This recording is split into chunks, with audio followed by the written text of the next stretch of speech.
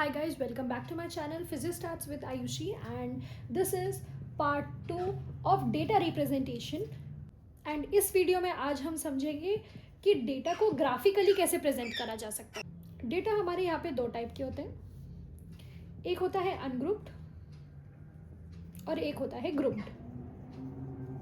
ठीक है, ungrouped data जैसे कि 2, 3, 4, 1, 5 और ग्रुप डेटा जैसे कि 1 से लेकर के 2 तक, 3 से लेकर के 4 तक, 5 से लेकर के 6 तक, 7 से लेकर के 8 तक। इस टाइप का डेटा जो होता है हमारा होता है ग्रुप डेटा। ठीक है, अब ग्रुप डेटा और अनग्रुप डेटा को हम कौन से टाइप के ग्राफ्स में प्रेजेंट कर सकते हैं? तो हमेशा अनग्रुप डेटा जो है वो बार ग्राफ, लाइन ग्राफ और पाई चार्ट के थ्रू रिप्रेजेंट किया जा सकता है। वेयर एज जो ग्रुप डेटा है वो हमारा हिस्टोग्राम,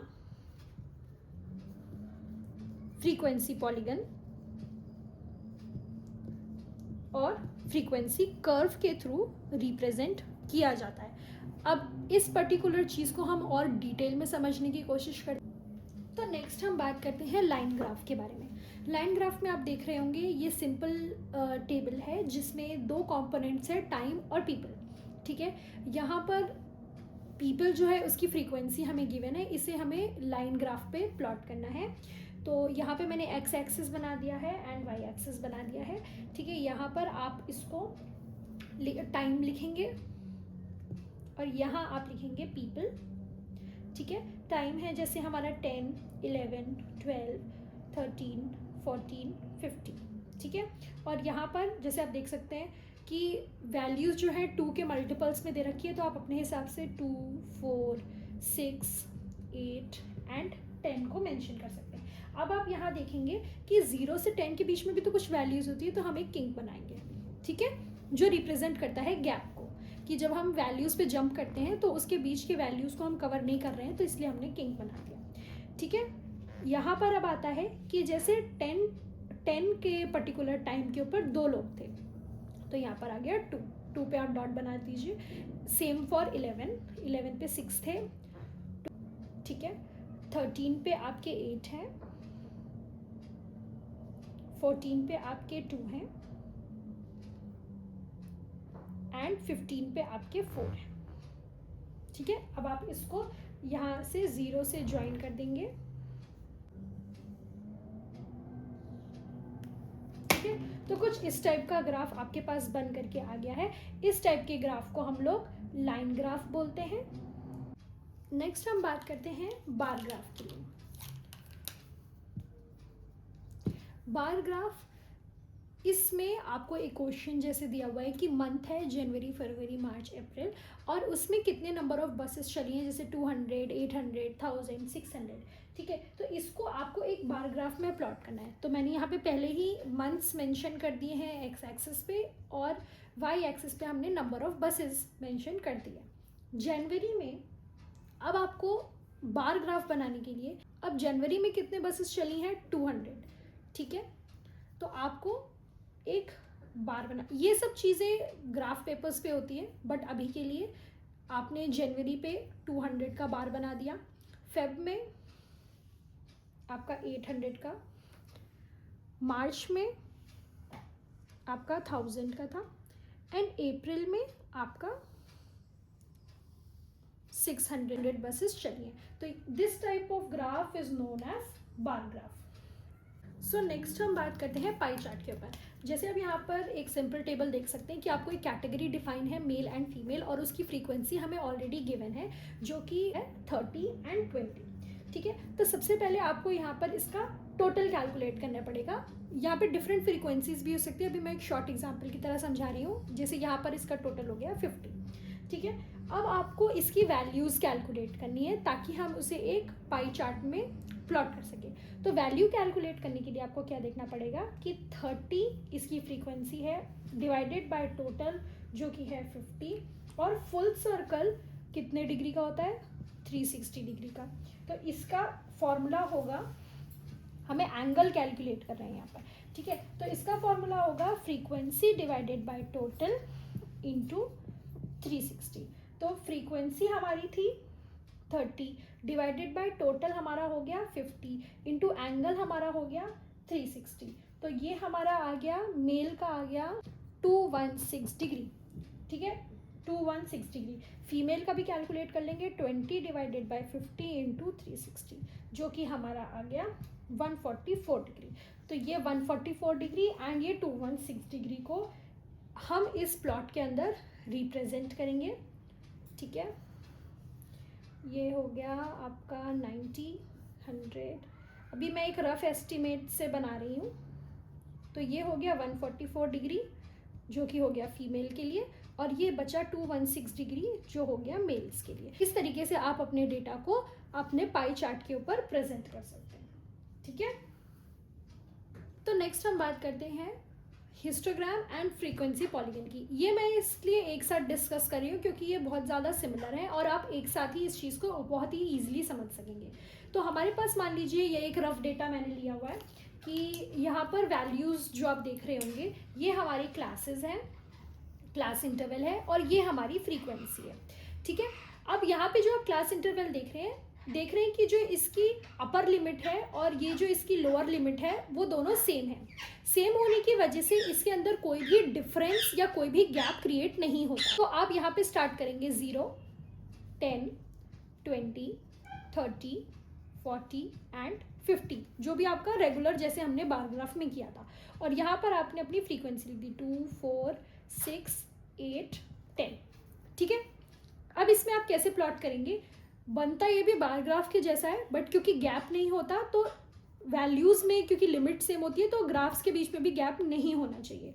तो 0 से लेकर के 10 तक की फ्रीक्वेंसी 4 है पहला, 10 से 20 तक की फ्रीक्वेंसी 2 है, 20 से 30 की हमारी फ्रीक्वेंसी 6 है, 30 से 40 की फ्रीक्वेंसी हमारी 8 है, एंड 40 से 50 की हमारी फ्रीक्वेंसी फिर से 6 है।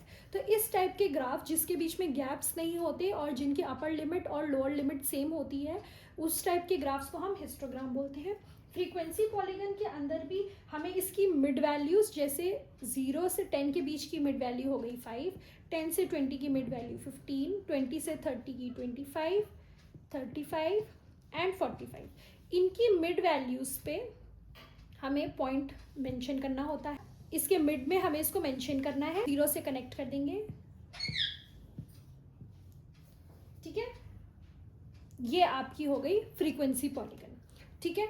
तो हिस्टोग्राम एंड फ्रीक्वेंसी पॉलीगन काफ़ी ज़्यादा सिमिलर होता है, बस फ्रीक्वेंसी पॉलीगन के अंदर आपको चीज़ जो क्लास इंटरवल होता है उसकी मिड वैल्यूज़ के बारे में पता होना चाहिए या आपको उसको कैलकुलेट करना है। अगर मान लीजिए 0 से 10 है तो उसकी मिड वैल्यू हो जाएगी 5, और अगर वहीं 100 से लेकर के 150 अगर आपको कोई क्लास इंटरवल दिया है और इसकी मिड वैल्यू अगर आपको निकालनी है तो आपको कुछ नहीं करना है, 100 प्लस 150 डिवाइडेड बाई 2, ऑलरेडी इसकी मिड वैल्यू निकल के आ जाएगी जो कि होगा 250 डिवाइडेड बाई 2, और ये आपका निकल के आ जाएगा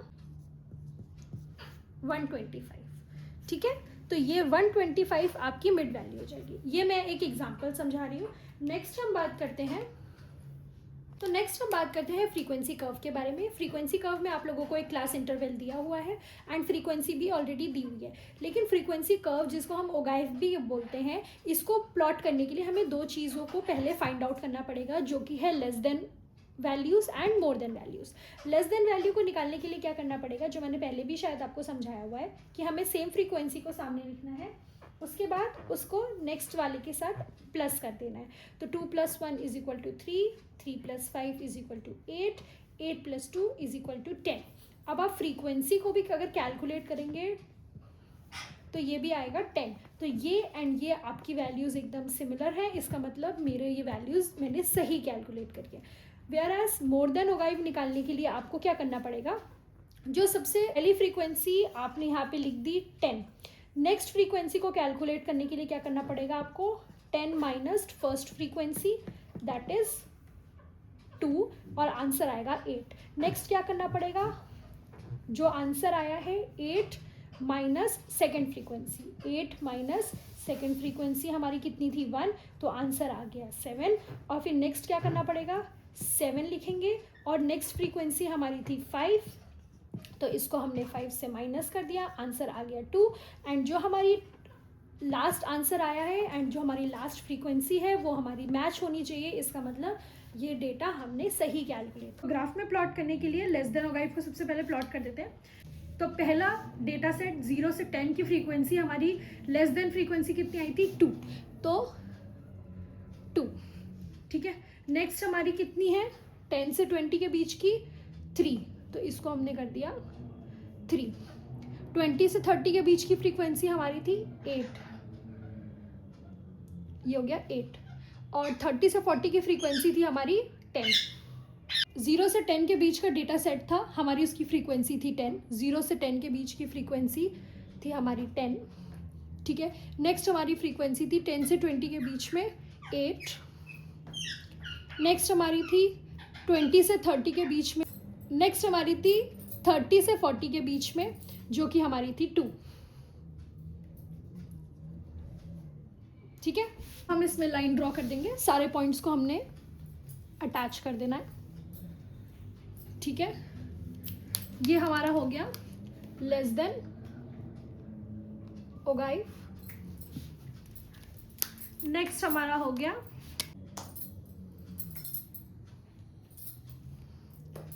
ये हो गया हमारा मोर देन ओगाइव, ठीक है। और ये जो पॉइंट ऑफ इंटरसेक्शन है ये ज़रूर आना चाहिए एक ग्राफ के अंदर। इस तरीके से हम लोग ओगाइव कर्व या फिर फ्रीक्वेंसी कर्व को प्लॉट करेंगे, जिसमें more than and less than हमें खुद से कैलकुलेट करना होता है एक पर्टिकुलर डेटा सेट में। आगे आने वाली वीडियोस में हम समझेंगे mean, median and mode. Hope you like this video and like, comment and share, and also save it and share to your friend. Follow for more. Bye.